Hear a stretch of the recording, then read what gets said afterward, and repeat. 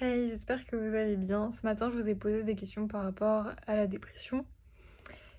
Évidemment, j'avais une idée bien précise en tête, c'est de vous parler de ce sujet-là que je connais très très bien, même beaucoup trop bien peut-être, parce que au-delà de mes 21 ans, j'en ai déjà fait pas mal pour plusieurs raisons. Des plus fortes que d'autres, des plus longues que d'autres, etc. Et c'est un sujet que j'aime bien aborder parce que c'est vrai que souvent quand on est en dépression, en fait, on nous invite fortement à aller voir des psychologues ou des psychiatres et de suivre un traitement avec des antidépresseurs, chose que je n'ai jamais prise, Dieu merci. Mais c'est vrai que les antidépresseurs ont beaucoup d'effets secondaires et de plus peuvent être quand même relativement dangereux. Donc, euh, donc voilà pourquoi est-ce que je m'investis tant dans cette cause-là. Parce que à force de faire ces dépressions-là, j'ai appris à comprendre mes dépressions, pourquoi est-ce que c'était là, quel était son but et comment est-ce que je pouvais travailler dessus pour en sortir le plus rapidement possible tout en ne négligeant pas mes besoins. Bon, déjà, faut savoir que l'humain aime bien ranger les choses, les séparer, les mettre en plusieurs groupes, etc. Ce qui fait que la dépression elle-même est catégorisée dans différents domaines. Ça peut être une dépression liée au postpartum, ça peut être une dépression liée au travail, ce qu'on va appeler un burn-out, ça peut être une dépression juste émotionnelle, parce qu'un a un trop-plein émotionnel, dans ce cas-là, on dit juste une dépression. Mais pour moi, de toute façon, tout ça est lié à l'émotionnel et à un trop-plein. Donc, faut prendre en compte que dans cette vidéo, je vous communique uniquement ce que j'ai pu observer sur moi, sur les personnes qui m'entourent, sur les personnes que j'ai eues en consultation. Mais je suis très loin de dire que j'ai la vérité absolue, que je suis mieux que les médecins, que si vous êtes sous antidépresseurs, il ne faut pas les prendre, etc. Loin de là. Juste que moi, il y a des choses que je n'aime pas forcément, que je ne prendrai sûrement jamais. Et c'est simplement mon avis à moi, avec ma sensibilité aussi. Et voilà. Pour commencer, il faut déjà comprendre que la problématique, ce n'est pas la dépression. La dépression n'est pas la problématique. Ce n'est pas le problème. La dépression, c'est la conséquence du problème, on va dire. Et en fait, il faut voir sa dépression un peu comme une alarme qui s'enclenche. Ou en fait, par exemple, quand vous avez un incendie dans votre maison, il y a une alarme qui va s'enclencher. Donc ça va faire du bruit, vous allez le remarquer et vous allez vous dire il faut que je fasse quelque chose. C'est logique. Vous n'allez pas entendre une alarme et vous dire ah c'est bon, tranquille, c'est pas grave. Non.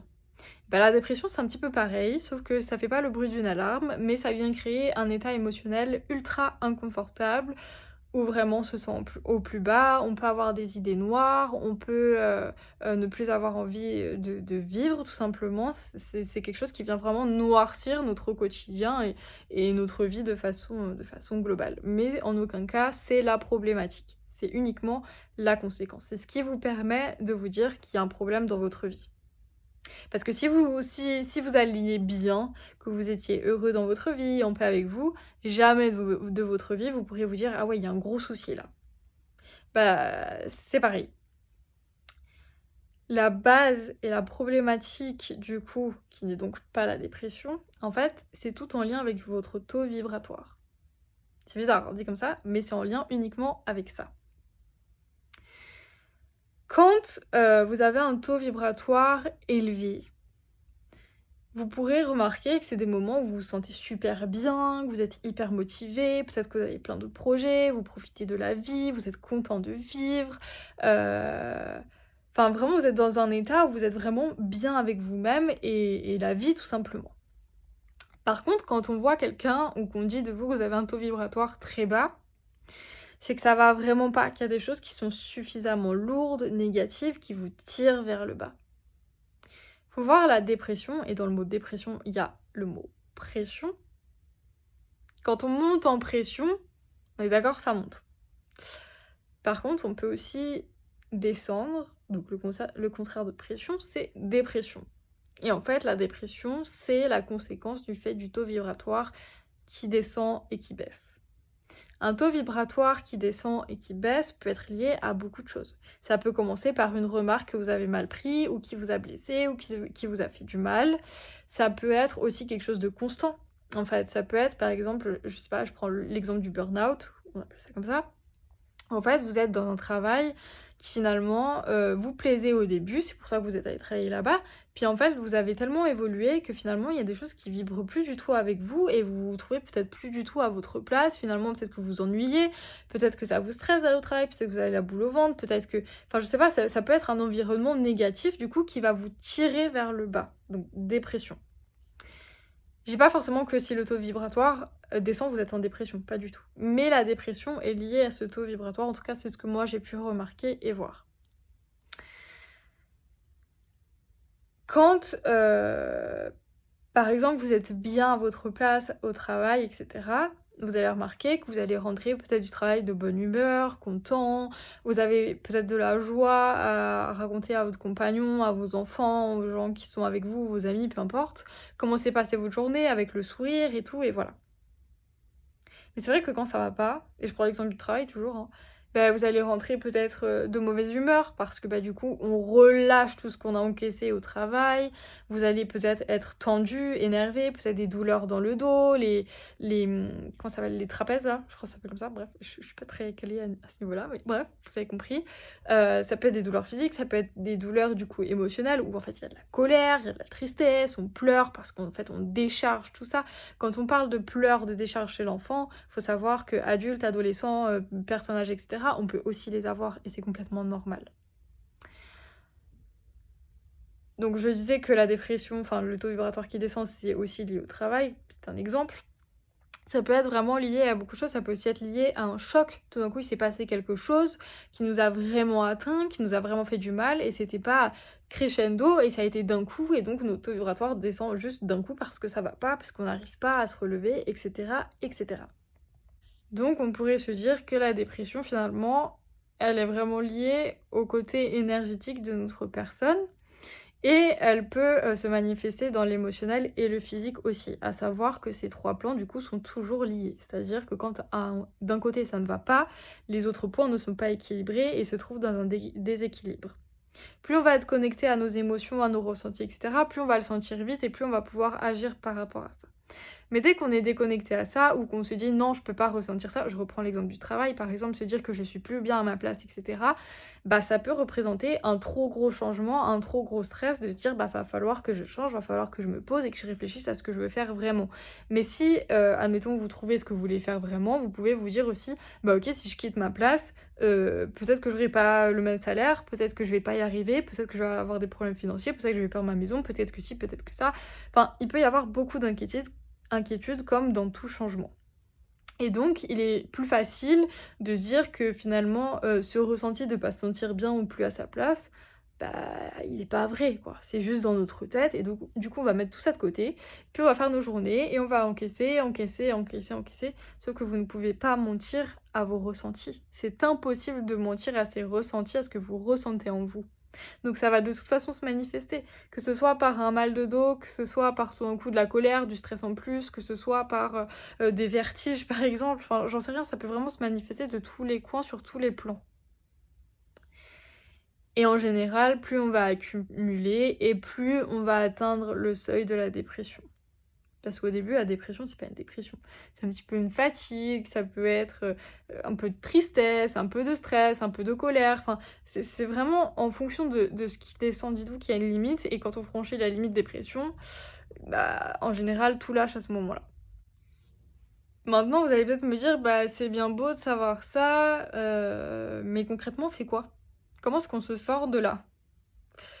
Parce que c'est vrai que souvent quand on est dans cette dépression, on se dit: «Ah ouais, je suis au fond du trou, je vais jamais réussir à remonter, c'est horrible», heu enfin, admettons, on regarde l'échelle du taux vibratoire, on est tout en bas, admettons, on se dit: «Ah ouais, mais pour remonter là-haut, enfin, c'est loin, c'est long, je fais comment?» Enfin bref.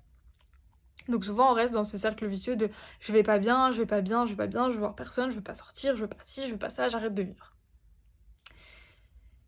En fin de compte, il faudrait faire l'inverse. Dans le sens que, OK, on comprend que du coup la dépression, c'est le taux vibratoire qui va pas très bien. Qu'est-ce qu'on fait pour pouvoir remonter son taux vibratoire? Et ben, en réalité, pour remonter son taux vibratoire, c'est se nourrir de positif. De petites, toutes petites choses positives va vous remonter petit à petit, petit à petit, petit à petit.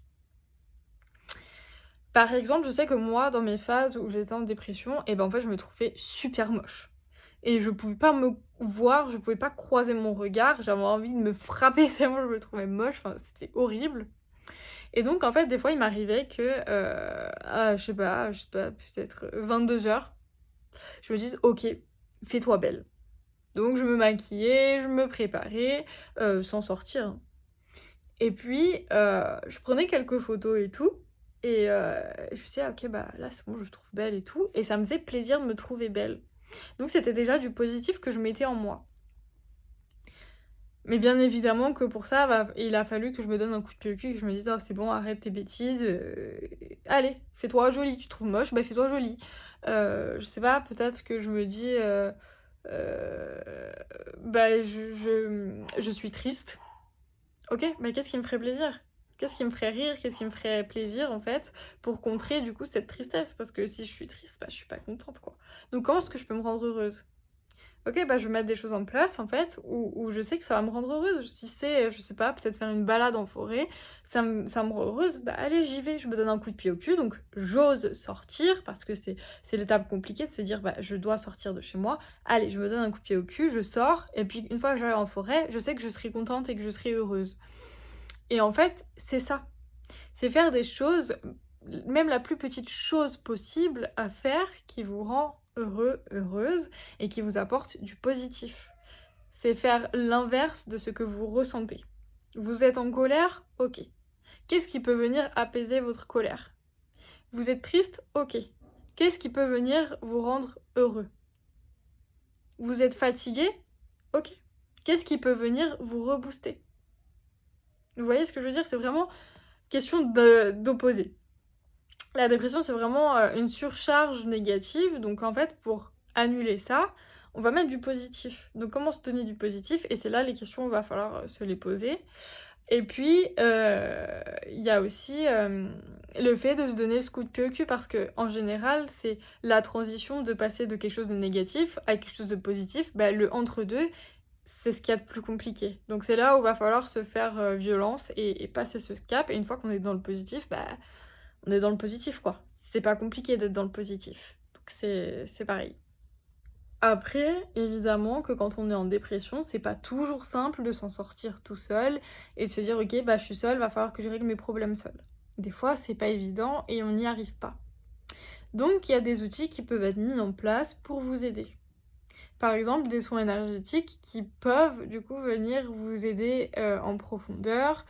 Par rapport aussi à votre taux vibratoire, ça peut être des thérapies, voir des psychologues, des thérapeutes, des coachs, ça peut être, de l'hypnose, ça peut être vraiment beaucoup de choses, en fait. Parce qu'aussi, il faut savoir que, admettons que ce soit une chose ou plusieurs groupes de choses qui vous ont, fait arriver au point de la dépression, on est bien d'accord que même si on se donne le positif, qu'on remonte dans notre taux vibratoire, si on se retrouve de nouveau face à ces choses négatives qui nous ont tirés vers le bas, le résultat sera le même. On va descendre, descendre, descendre, descendre. Donc le but, c'est aussi de venir travailler sur la base de votre problématique. Pourquoi est-ce que vous en êtes arrivé là? Qu'est-ce qui s'est passé? Est-ce que c'est un choc émotionnel? Si oui, OK. Qu'est-ce qui l'a réveillé en moi? Qu'est-ce qui m'a fait? Comment est-ce que je peux venir le travailler? Parce que le but, ce n'est pas de négliger les choses et de les mettre de côté, parce que ça s'appelle uniquement le déni et ça reviendra un jour ou l'autre. Si admettons, c'est un burn-out, donc c'est au travail. Qu'est-ce qui s'est passé? Est-ce que ça a été une remarque? Est-ce que c'est parce que vous ne sentez plus à votre place? Est-ce que c'est parce que, en fait, finalement, le travail que vous faites ne vous apporte aucune chose positive? Donc admettons, c'est que du négatif, on est bien d'accord, vous allez pas pouvoir reprendre votre quotidien et retourner dans ce négatif et c'est bien pour ça qu'en général, quand on fait un burn-out, à la limite, on est obligé de changer de travail parce qu'on peut pas y retourner. Si c'est postpartum, OK. Qu'est-ce qui s'est passé? Est-ce que le changement a été trop radical? Est-ce que j'ai pas eu le temps d'y aller progressivement? Est-ce que je m'en suis demandé trop? Est-ce que j'ai négligé mes besoins? Est-ce que, c'est la fatigue? Qu'est-ce qui s'est passé? C'est aussi important de comprendre la base de cette dépression pour qu'elle ne revienne pas. À savoir que, je le rappelle, la dépression n'est qu'une alerte. Donc quelles sont les causes de tout ça? Et c'est très important aussi de travailler dessus. Travailler dessus seul ou accompagné. C'est égal, c'est pareil que le travail sur soi. On peut travailler sur soi seul ou bien accompagné. Mais dans tous les cas, si vous ressentez le besoin de demander de l'aide, n'ayez pas honte à le faire. Vraiment.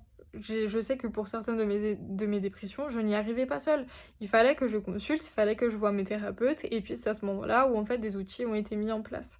Les thérapies que, entre autres moi, mais aussi d'autres thérapeutes, on propose, c'est aussi pour vous venir en aide aussi à ce niveau-là.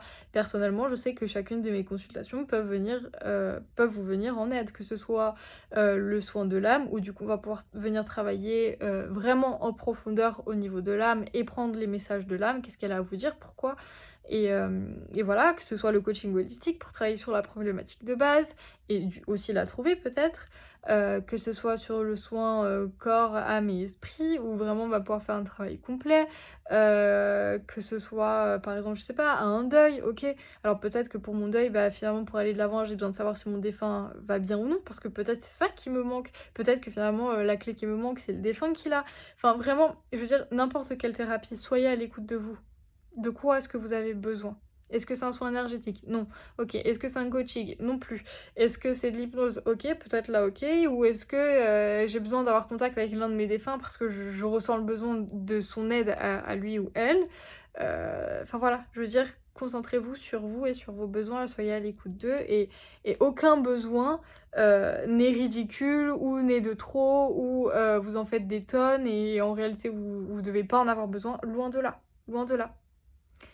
Faites-vous confiance et suivez vos ressentis, mettez-vous en premier plan et ça se passera très bien.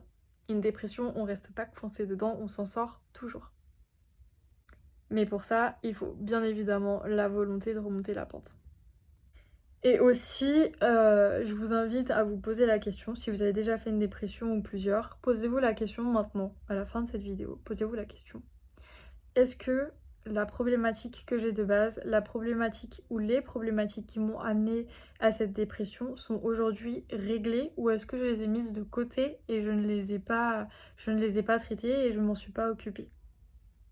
Si la réponse est que finalement la problématique n'a jamais été résolue, que ça n'a jamais été travaillé, je pense personnellement qu'il est bien de travailler dessus et de ne pas laisser les choses traîner et de ne pas attendre que ça se remanifeste un jour ou l'autre, ou de ne pas partir en se disant ouais, il y a peu de chances que ça revienne, enfin voilà, non.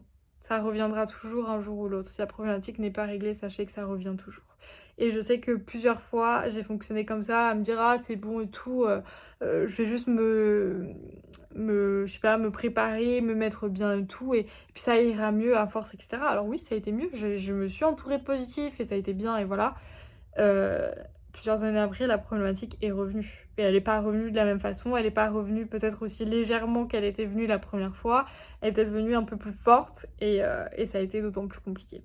Donc je vous invite vraiment à vous poser la question, et puis si vous avez des questions, si vous avez envie ou besoin de parler tout simplement de votre dépression, de comment ça a été pour vous, de lâcher ce poids, mes messages sont complètement ouverts, il n'y a aucun souci. Sur ça, prenez soin de vous et ayez beaucoup de bienveillance et de compassion pour vous. Ne vous en demandez pas trop.